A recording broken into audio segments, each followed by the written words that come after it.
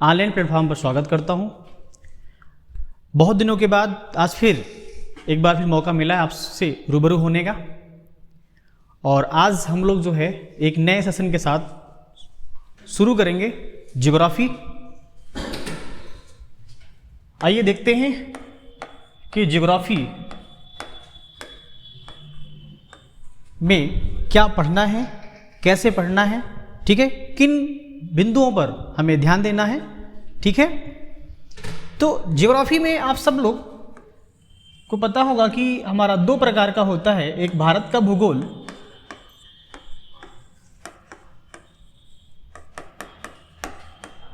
और दूसरा जो है विश्व का भूगोल।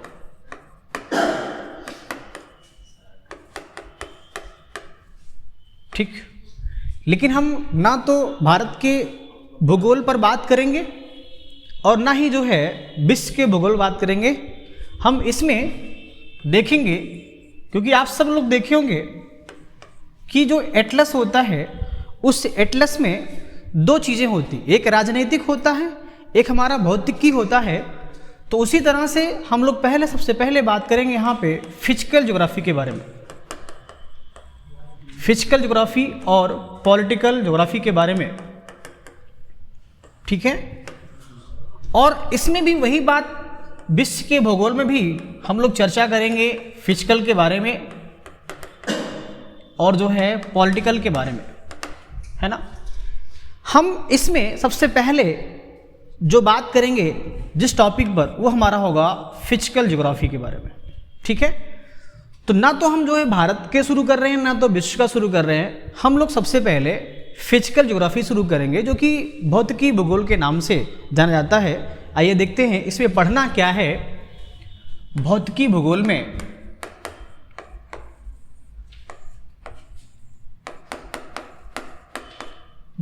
में हम लोग क्या करते हैं, थोड़ा सा हम फर्स्ट यूनिट की बात कर लें। यूनिट फर्स्ट में क्या पढ़ना है, फिर उसके बाद यूनिट सेकेंड में बात करेंगे। कई यूनिट में हम लोग बांट कर पढ़ेंगे, ठीक है। कई यूनिट में हम लोग बांट कर पढ़ेंगे, ठीक है।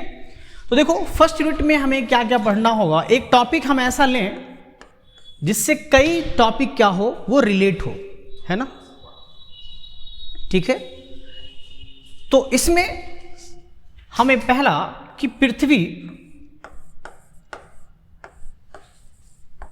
पृथ्वी की आंतरिक संरचना,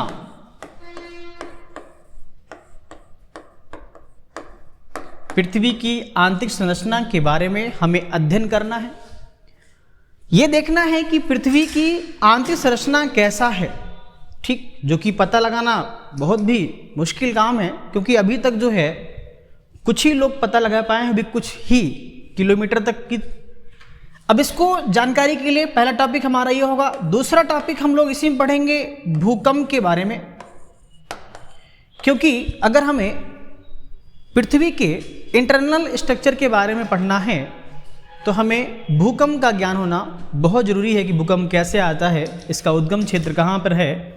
तीसरा टॉपिक हम लोग यहाँ से लेंगे ज्वालामुखी, और ज्वालामुखी हम लोग पढ़ेंगे, ठीक है। चौथा टॉपिक इसी से, जब भूकंप फिर ज्वालामुखी, उसके बाद हम लोग पढ़ेंगे चट्टान के बारे में, चट्टान के बारे में। जब हम चट्टान पढ़ लेंगे तो उसके बाद हम लोग पर्वत का निर्माण पढ़ लेंगे कि पर्वत का निर्माण कैसे हुआ है, ठीक है, कितने प्रकार का होता है। इसकी बात करने के बाद हम लोग पठार के बारे में पढ़ेंगे, ठीक है। पहले हम लोग ये जानेंगे कि पर्वत निर्माण कैसे हुआ, पठार निर्माण कैसे हुआ। बाद में मैप में क्या करेंगे, लोकेट कर लेंगे कहाँ कहाँ पर कौन कौन सा पठार है, कहाँ कहाँ पे कौन सा पर्वत है, ठीक है। उसके बाद पठार के बाद हम लोग पढ़ेंगे झील के बारे में, फिर मैदान के बारे में, ठीक है। तो ये बेसिक जो जानकारी हमारी है कि एक टॉपिक हमने लिया पृथ्वी की आंतरिक संरचना, और उससे रिलेटेड देख रहे हैं आप कितने टॉपिक हमारा कवर होने जा रहा है। भूकंप क्यों आ रहा है बार बार, आजकल जो है तुर्की में आप देख रहे हैं काफ़ी ज़्यादा जो है वहाँ पे त्रासदी आ चुकी है। ज्वालामुखी उद्गार कैसे होता है, ठीक, चट्टान का निर्माण कैसे होगा, पर्वत का निर्माण कैसे होगा, पठार क्या है, झील क्या है, मैदान क्या है, इन सब के बारे में हम लोग एक यूनिट में ये सब पढ़ेंगे। ठीक है। दूसरा हमारा यूनिट जब शुरू होगा तो उसमें हम लोग बात करेंगे सौर मंडल के बारे में, सौर मंडल के बारे में, उसके बाद वायुमंडल के बारे में। ठीक है। उसके बाद हम लोग जो है बादल कैसे बनता है, वर्षा कैसे होगा, यानी कि मानसून कैसे आएगा।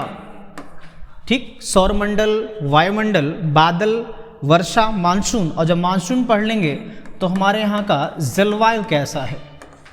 ठीक। मानसून और जलवायु कैसा है, इनके बारे में चर्चा करने के बाद फिर हम लोग आ जाएंगे कहाँ, मैप पर। यूनिट जो हमारा तीसरा है वो है हमारा क्या, पूरी तरह से मानचित्र पर हम लोग आ जाएंगे और मानचित्र पर जो है लोकेटेड कर लेंगे पूरी तरह से कि भारत के जो है मानचित्र के माध्यम से हम लोग पढ़ेंगे कि भारत का जो है परिचय, थोड़ा भारत का परिचय देख लेंगे।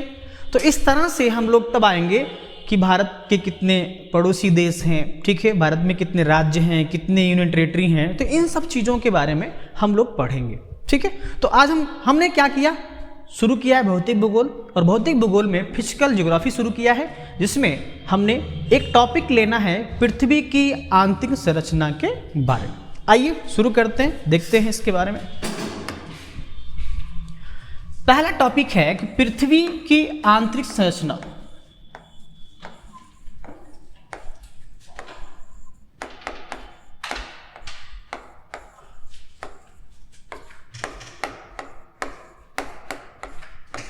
ये अब पृथ्वी का इंटरनल स्ट्रक्चर कैसा है, इसके बारे में जानकारी करने के लिए हमारे पास कोई स्रोत होना चाहिए। जी हाँ, दो स्रोत हैं, और इन दोनों स्रोतों को हम देखें कौन कौन स्रोत हैं। तो एक हमारा है प्राकृतिक स्रोत, एक प्राकृतिक स्रोत की बात हम लोग करेंगे, और एक हम लोग बात करेंगे अप्राकृतिक स्रोत के बारे में।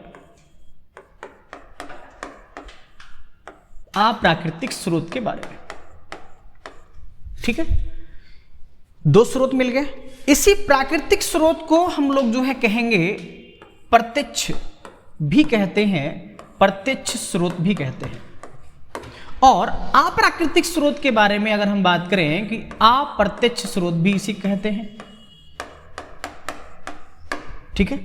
तो इस तरह से हमने क्या देखा कि इनके बारे में जानकारी प्राप्त करने के लिए हमें दो स्रोत मिले हैं, प्राकृतिक और अप्राकृतिक। प्राकृतिक को हम लोग प्रत्यक्ष स्रोत कहते हैं, इसको हम लोग अप्रत्यक्ष स्रोत कहते हैं। अब ये देखना है कि प्रत्यक्ष स्रोत में हमें किन चीज़ों पर बात करना होगा। तो हमें यहाँ पे जैसे भूकंप की चर्चा करनी है। किसकी? भूकंप के बारे में। हमें यहाँ ज्वालामुखी के बारे में बात करना है। ठीक है।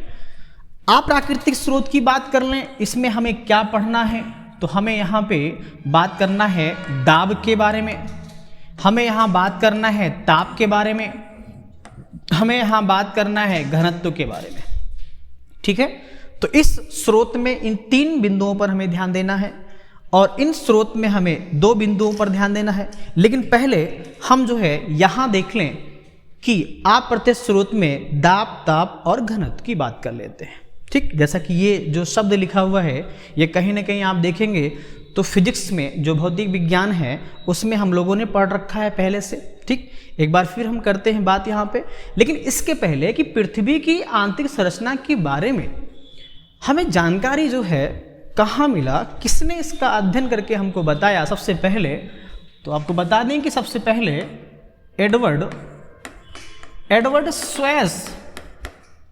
एडवर्ड स्वैस ने इसका अध्ययन किया और बताया। ठीक है। दाब की बात करें, थोड़ा सा यहाँ चर्चा मैं कर दूंगा। जैसे पृथ्वी, मान लीजिए आपका पृथ्वी है, पृथ्वी सतह से आप नीचे की तरफ जाएंगे। ठीक। पृथ्वी सतह से आप जो है जा रहे हैं नीचे की तरफ। जब नीचे की तरफ जाएंगे तो जाहिर सी बात है क्या बढ़ने वाला है, दाब बढ़ने वाला है। ठीक है। और एक फार्मूले के तहत अगर हम आपको बताएं कि घनत्व प्रोपोर्शनल दाब, तो इसका मतलब ये हुआ कि अगर दाब बढ़ेगा तो क्या बढ़ेगा, घनत्व बढ़ेगा। ठीक है, घनत्व बढ़ेगा। और अगर हम दूसरा फार्मूला यहाँ पे नोट करें, घनत्व प्रोपोर्शनल ताप, तो अगर घनत्व बढ़ेगा तो क्या बढ़ेगा, ताप बढ़ेगा। इसका मतलब ये हुआ कि जैसे जैसे हम पृथ्वी के सतह से नीचे जा रहे हैं, ठीक, तो हमारा क्या बढ़ रहा है, दाब बढ़ रहा है। और जब दाब बढ़ेगा तो क्या बढ़ रहा है, क्या बढ़ेगा मेरे भाई, घनत्व बढ़ेगा। ठीक है, और जब घनत्व बढ़ेगा तो क्या बढ़ेगा, ताप बढ़ेगा। इसलिए कहा जाता है कि 32 मीटर जाने पर 1 डिग्री सेंटीग्रेड तापमान बढ़ जाता है, 1 डिग्री सेंटीग्रेड तापमान बढ़ जाता है। हालांकि पृथ्वी का जो है औसत घनत्व जो है वो कितना है, 5.5। ठीक, तो ये सब चीजें आप लोग जो है विज्ञान में पढ़ा होगा। एक बार फिर जो है देख लीजिएगा कि दाब बढ़ने पर घनत्व का मान बढ़ता है, अगर घनत्व मान बढ़ता है ताप बढ़ेगा। ठीक है, जैसे जैसे पृथ्वी के नीचे जाएंगे वैसे तापमान हमारा क्या होगा, बढ़ता जाएगा, जो कि 32 मीटर जाने पर 1 डिग्री सेंटीग्रेड तापमान क्या हो रहा है, बढ़ रहा है। ठीक है, तो इस तरह से इनका अध्ययन करना जरूरी है। ठीक है, ये हमारे प्राकृतिक स्रोत के बारे में हमने चर्चा कर लिया। अब हम बात करेंगे कहाँ पर, प्रत्यक्ष स्रोत के बारे में। प्रत्यक्ष स्रोत में हमें भूकंप की जानकारी करनी है, हमें ज्वालामुखी की जो है बारे में अध्ययन करना है। तो इन दोनों का अध्ययन हम और देख लें पहले पृथ्वी के इंटरनल स्ट्रक्चर के बारे में। ठीक, जैसा कि पृथ्वी के बारे में अगर हमें जानना है तो आप सबको पता है कि पृथ्वी पूरी तरह से जो है, इस तरह से जो है, अगर हम एक ग्लोब बनाए यहाँ पे, तो इसका अध्ययन करना, जैसा कि पहले से ये जानकारी मिली है कि पृथ्वी अभी तक जो है अफ्रीका में जो सोने की खान है, सोने की खान, जो यहां खान से पता लगाया गया है कि 3 से 4 किलोमीटर तक की ही अभी पता चला है, जो कि पृथ्वी की आंतरिक संरचना के बारे में है ना। तो इसीलिए एक जानकारी यहां से मिलती है। दूसरी जानकारी अगर हम यहां से बात करें तो वो जो है आर्कटिक जो है, जो महासागर है, उसमें जो कोला है, कोला से हमें जानकारी मिलती है 12 किलोमीटर तक की जो है दूरी अभी तय किया गया है। यानी कि पृथ्वी के आंतरिक संरचना के बारे में जानकारी सिर्फ ये 2 आधार मिला है कि 3 से 4 किलोमीटर तक सोने की खान अफ्रीका में है, और आर्कटिक महासागर के माध्यम से जो कोला खान है वहां पर हमें 12 किलोमीटर तक जो है हमें ज्ञात है। बाकी चीजों का अध्ययन हम कैसे करेंगे। ठीक, तो आप सबको पता है कि पृथ्वी के अध्ययन के बारे में हमने एग्जाम्पल लिया, एक मान लो हमने ले लिया तरबूज। ठीक है, अब तरबूज जो है, तरबूज को हमने एक शेप आकार में दे दिया, उसको हमने इस तरह से अलग कर लिया। ठीक है, इस तरह से क्या कर लिया, मैंने उसको अलग कर लिया और हमने इसको इस तरह से अलग से बना दिया। तो हमारे जो है इस तरह से कुछ पृथ्वी के आंतरिक संरचना के बारे में हमें अध्ययन करने के लिए हमने ऐसा कुछ कर लिया। ठीक, तो अब देखेंगे कि पृथ्वी की आंतरिक संरचना में 3 पार्ट है, पहला, दूसरा और तीसरा। ठीक, जिसमें अगर इसको हम इस तरह से बनाएं यहाँ पे तो आपका ये बन जाएगा, ये बनेगा, दूसरा आपका ये बन जाएगा और तीसरा ये। तो इसका मतलब ये है कि हमारा ये क्रस्ट हो गया, ये हमारा जो है मेंटल हो गया। ठीक है, और ये हमारा क्या है, कोर है। ठीक, तो क्रस्ट, मेंटल और कोर, इन 3 परतों के माध्यम से हमें पृथ्वी की जो है आंतरिक संरचना के बारे में जानकारी मिली है।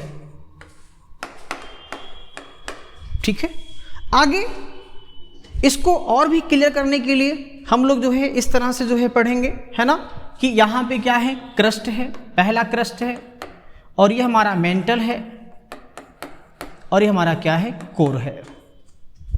अब देखिए इसके बाद हम लोग आगे बढ़ें तो देखें कि क्रस्ट क्या होता है। पहला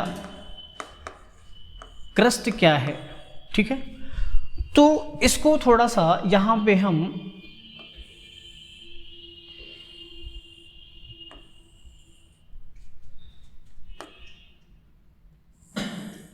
ये हमने बना दिया। अब ये सतह से मान लीजिए ये 0 से लेकर 35 किलोमीटर तक दूरी, ठीक। क्योंकि यहां से लेकर और केंद्र तक की दूरी कितनी है, 63-71 किलोमीटर है। हालांकि ध्यान देना कि ओल्ड एनसीईआरटी में यहाँ पे 70 लिखा हुआ है, ठीक है, लेकिन यहाँ पे न्यू एनसीईआरटी में क्या है कि 6371 किलोमीटर तक का यहाँ पे है।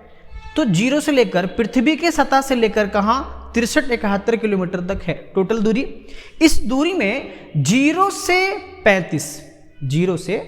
35 किलोमीटर हमारा क्या है, तो इसी को हम लोग बोलते हैं क्या, क्रस्ट बोलते हैं, ठीक। और इसकी जो है हिंदी होती है भूप्रवृत्ति, ठीक। अब फिर हम और इसका क्लियर कर लें। 35 किलोमीटर से 2900 किलोमीटर तक, 35 किलोमीटर से 2900 किलोमीटर तक हमारा क्या है, तो मेंटल है। क्या है हमारा, मेंटल है। और 2900 से 63-71 किलोमीटर तक हमारा क्या है, तो ये हमारा कोर है, ये हमारा कोर है, ठीक। तो 3 परतों में है, ये डिवाइड किया गया है। पहला क्रस्ट, दूसरा मेंटल, तीसरा क्या है, कोर। क्रस्ट कहां से कहां तक, 0 से 35 किलोमीटर, 35 से 29 किलोमीटर जो है आपका मेंटल है, और 2900 से 63-71 किलोमीटर क्या है, हमारा कोर है, ठीक है। तो ये विभाजित किया हुआ है।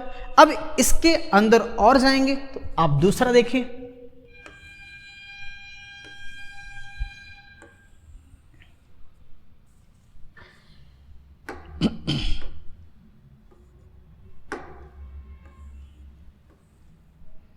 ठीक है, तो ये हमारा यहाँ से क्रस्ट है, ठीक है, और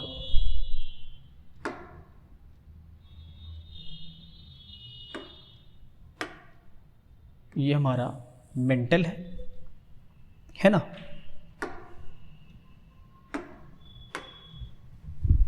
और ये 35 किलोमीटर, और ये ऊपर का जो हिस्सा है ये बटा हुआ है 2 भागों में, और ये 2 भागों में बटा हुआ है, और ये भी आपका 2 भागों में बटा हुआ है, ठीक है। ध्यान से देखिएगा, ये क्रस्ट है। क्रस्ट कहाँ से, 3500 से 2900 मेंटल हो गया, और 2900 से 63-71 क्या, कोर हो गया। अब इस क्रस्ट में 2 पार्ट है। एक आपका ये बनता है महाद्वीपीय क्रस्ट,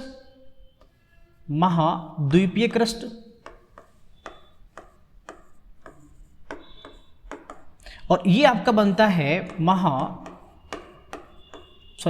कीजिएगा,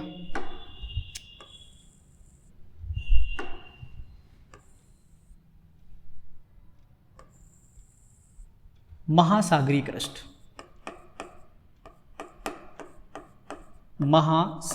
क्रस्ट, ठीक। 2 आपके बनते हैं, महाद्वीपीय क्रस्ट और महासागरीय क्रस्ट, ठीक। उसके बाद ये तो आप क्रस्ट हो गया, ये आपका बनेगा ऊपरी मेंटल बनता है, ये बनेगा निचली मेंटल,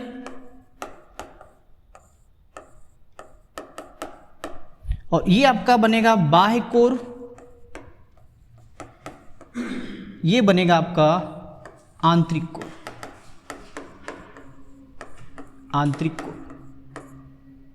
ठीक। तो ये हमने पहले यहां देखा 3 पार्ट में, फिर इसी क्रस्ट में हमने 2 पार्ट और कर दिया, ठीक। महाद्वीपीय क्रस्ट और महासागरीय क्रस्ट, ऊपरी मेंटल और निचला मेंटल को 2 भाग में कर दिया हमने, ठीक है। मेंटल को हमने 2 भाग में कर दिया, मेंटल को 2 भाग में कर दिया, बांट दिया इसको, ठीक है। और ये हमारा जो है इस तरह से आपका हो गया, और ये हमारा जो है निचली मेंटल, बाह्य कोर को भी हमने कर दिया, बाह्य कोर और आंतरिक कोर, ठीक। तो इस तरह से आप देख रहे हैं कि ये बटा हुआ है ना। महाद्वीपीय क्रस्ट की जो है जाहिर सी बात है, अगर आप समझें कि अगर मान लीजिए कोई वस्तु तैर रहा है, ठीक है, कोई वस्तु क्या है, तैर रहा है, तो उसका घनत्व क्या होगा, कम होगा। कोई वस्तु अगर डूबी है ना, उसका घनत्व क्या होगा, ज़्यादा होगा। ऐसे में जो द्वीपीय क्रस्ट हमारा है वो किसके ऊपर जो है निर्भर है, महासागरीय क्रस्ट। इसका मतलब ये हुआ कि अगर ये ऊपर है, ये नीचे है, इसका घनत्व क्या होना चाहिए, कम होना चाहिए। जाहिर सी बात है क्योंकि ऊपर है ये, ठीक है। क्योंकि अगर आपने पढ़ा हो फिजिक्स में, ठीक है, भौतिक विज्ञान पढ़ा हो, तो आपने पढ़ा होगा एक पलवन का सिद्धांत, पलवन का सिद्धांत ये पढ़ा होगा। इसमें आपने जो जाना है उसमें देखिएगा कि प्लवन के सिद्धांत में पहला, अगर हम यहाँ पे एक बीकर ले लें और बीकर में थोड़ा पानी भर दें, ठीक, पानी हमने भर दिया, और हमने क्या किया कि एक वस्तु जो है यहाँ पे ऐसे तैर रहा है, एक कोई वस्तु क्या है यहाँ तैर रहा है। इसका मतलब ये हुआ कि ये जो वस्तु तैर रहा है पानी की सतह पर, ठीक, इसका घनत्व तो क्या होगा, कम होना चाहिए। तो पहली कंडीशन W जो है इज ग्रेटर देन F। पहली कंडीशन क्या होगा, W is greater than F, मतलब जल का भार वस्तु के भार से ज्यादा है, जल का भार वस्तु के भार से क्या है, ज्यादा है, इसलिए वस्तु क्या हो रही है, तैर रही है। दूसरी कंडीशन हम लोगों ने पढ़ा था इसके सिद्धांत में कि W इक्वल F, मतलब वस्तु का भार जल के भार दोनों क्या हैं, बराबर हैं। जब दोनों भार बराबर हैं तो वस्तु जो है डूबी हुई तैरेगी, वस्तु क्या होगी, डूबी हुई तैरेगी। तीसरा कंडीशन अगर हम लोग यहाँ देखें कि W is lower than F, मतलब कि वस्तु का भार जल के भार से ज्यादा है, ठीक, तो वस्तु कहाँ हो जाएगी, तीसरी कंडीशन, वस्तु जो है पूरी तरह से जल में डूब जाएगी। ये हमारा पलवन का सिद्धांत है, जैसा हम लोगों ने जो है साइंस में पढ़ा है, भौतिक विज्ञान में। तो इसी में एक चीज आप ध्यान दीजिएगा कि जिसका घनत्व कम वो तैरेगा, जिसका घनत्व ज्यादा वो क्या होगी, डूब जाएगी। अब यहाँ देखिएगा कि महाद्वीपीय जो हमारा क्रस्ट है ये इसके ऊपर है, उत्प्लावित है, ये इसके ऊपर है, ठीक, ये है तो इसके नीचे ये है। इसका मतलब है कि घनत्व जो है यहाँ क्या होगा, ज्यादा होगा। घनत्व ज्यादा अगर यहाँ पर है कोर में, अगर यहाँ घनत्व ज्यादा है, इसका मतलब है कि यहाँ पे ताप क्या होगा, ज्यादा होगा, ठीक। अभी जिसके पहले हमने जो है जो स्लाइड लिया था पीछे वाला, यहाँ पे ये देखिए, ठीक, हमने क्या कहा, घनत्व दाब ज्यादा है तो घनत्व ज्यादा होगा, घनत्व ज्यादा है तो ताप ज्यादा होगा, ठीक। इसी पे हमने आपको बताया यहाँ पे कि यहाँ पे तापमान क्या है इसका, ज्यादा है, इसका मतलब घनत्व क्या होगा, ज्यादा होगा। इसका घनत्व ज्यादा है, इसके अपेक्षा कम है, इसकी ज्यादा है, ये कम होगा, इसकी ज्यादा घनत्व है, ये कम होगा, इसका घनत्व ज्यादा है, ये कम होगा, और इसका ज्यादा है, ये कम होगा, ठीक। तो इस तरह से महाद्वीपीय क्रस्ट का घनत्व जो है कम है, ठीक है। पहला हम बात करेंगे महाद्वीपीय क्रस्ट के बारे में, ठीक। महाद्वीपीय क्रस्ट लिखना यहां पे जानना आपको है कि इसका घनत्व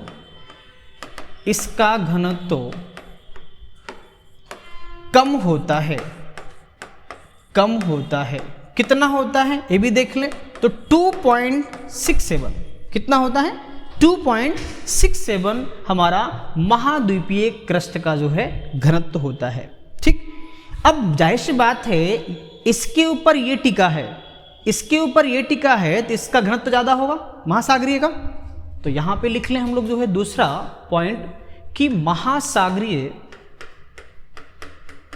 महासागरीय क्रस्ट का घनत्व ज़्यादा होता है, ठीक, ज़्यादा होता है, कितना है, तो वो आपका जो है 2.9, लगभग 3।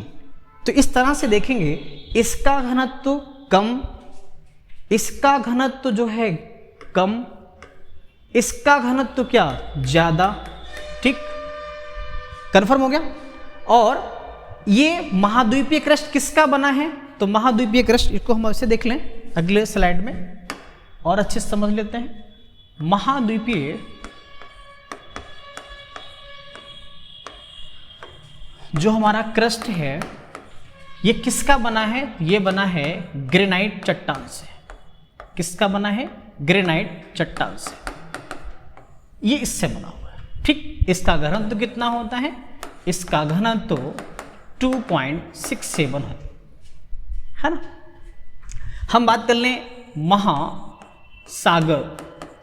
महासागरीय क्रस्ट का, ये किससे बना है, तो ये हमारा बेसाल्ट से बना है, बेसाल्ट से बना है। इसका घनत्व कितना होता है, तो इसका घनत्व जो है 2.9 होता है।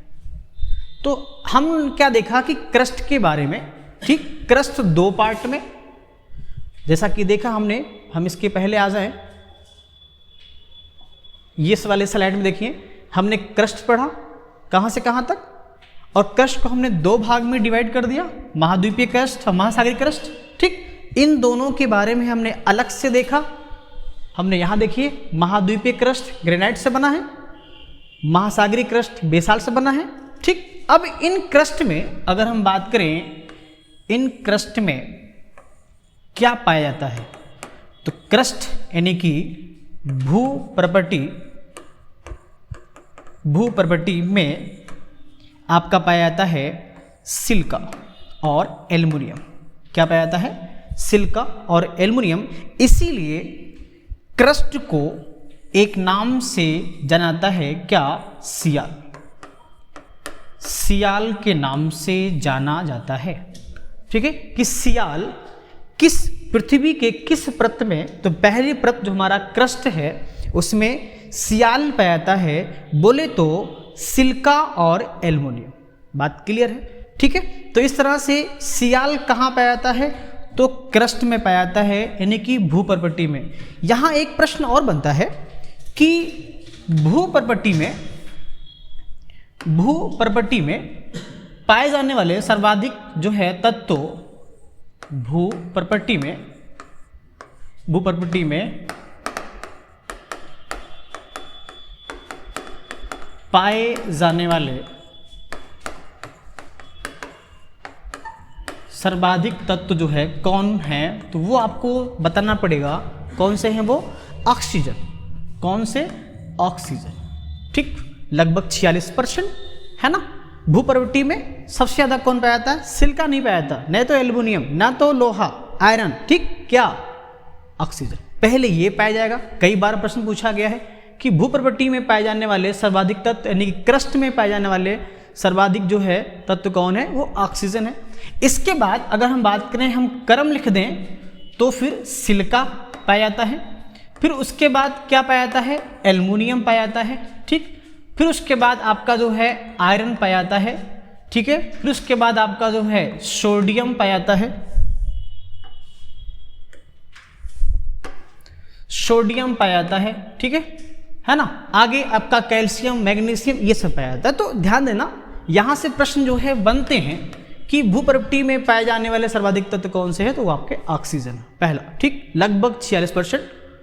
फिर सिलिका है, फिर एल्युमिनियम है, फिर आयरन है, फिर क्या है, सोडियम है, कैल्शियम है, मैग्नीशियम है, ठीक है। तो इस तरह से अगर हम लोग जो है देखें यहाँ पे, तो क्रस्ट में क्या पाया जाता है, सियाल, ठीक है, सियाल पाया जाता है। और इस सियाल को याद कर लेना, ठीक, इस तरह से।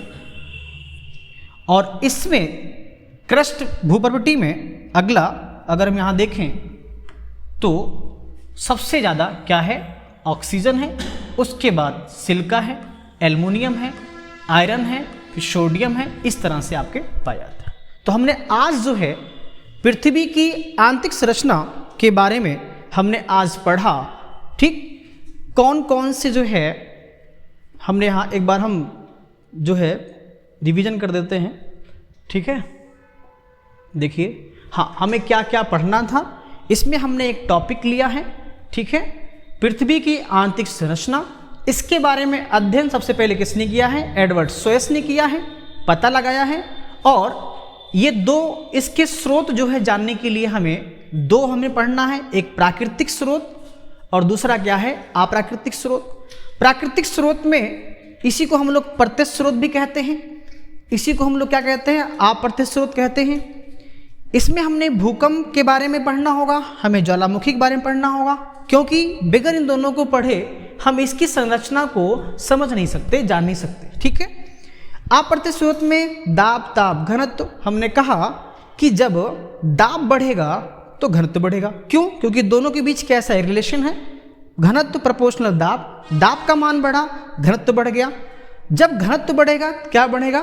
ताप बढ़ेगा। ठीक, ऐसा कि 32 मीटर पृथ्वी की सतह से 32 मीटर जाने पर कितना बढ़ता है ताप? 1 डिग्री सेंटीग्रेड बढ़ता है। ठीक है ना? तो इस तरह से पृथ्वी का औसत घनत्व कितना है? 5.5 है। ठीक, आगे हमने क्या देखा इसके बाद कि पृथ्वी की आंतरिक संरचना के बारे में हमने एक जो है ग्लोब लिया है यहाँ पे। ठीक है, हमने कहा कि हमने एक फल लिया, तरबूज लिया, और तरबूज हमने एक शेप कर दी। हमने क्या किया? इसको इस तरह से कर दिया, इसको मैंने अलग रख दिया तो इस तरह से बन गया। कुछ इस प्रकार से हमारा स्ट्रक्चर का जो आकार है पृथ्वी के वो ये है ना। इसमें हमने 3 परतें होती हैं, क्रस्ट, मेंटल और क्या? कोर। क्रस्ट, मेंटल और कोर।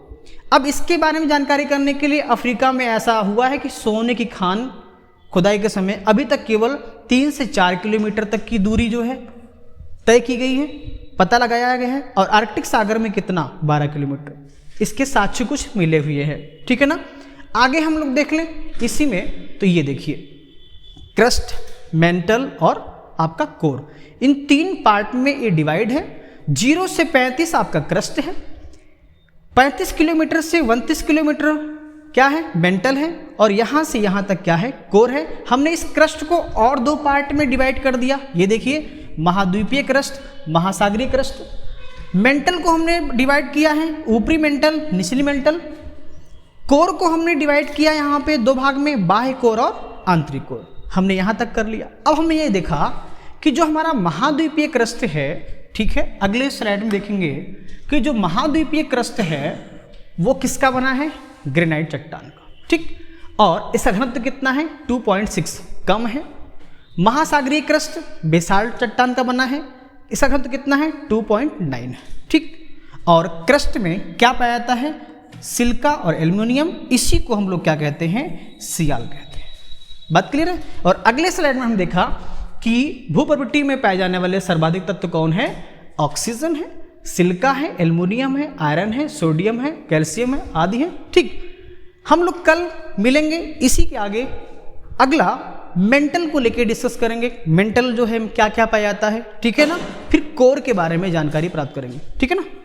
फिर मिलते हैं, तब तक के लिए धन्यवाद।